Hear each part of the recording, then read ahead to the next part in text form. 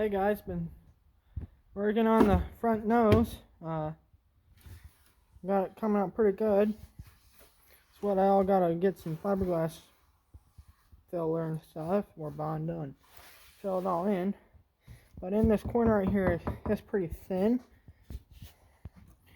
And then I gotta patch this big hole. I think what happened is a hay bale dropped on this and crushes this out, and so bend the air intake too. But I was gonna just buy a replacement one of these, but had a guy tell me that they're not direct fit, so you gotta modify them. So I'm just gonna fix the one I got, and yeah, there's the roof right there. Been doing some sanding on it. Also fiberglass. This and the front nose is all the fiberglass on this tractor. So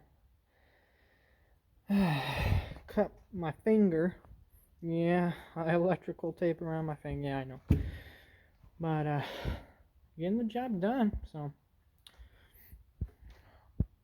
I'm wearing my respirator and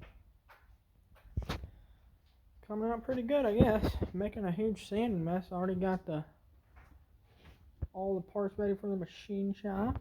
So that's good. But thanks for watching.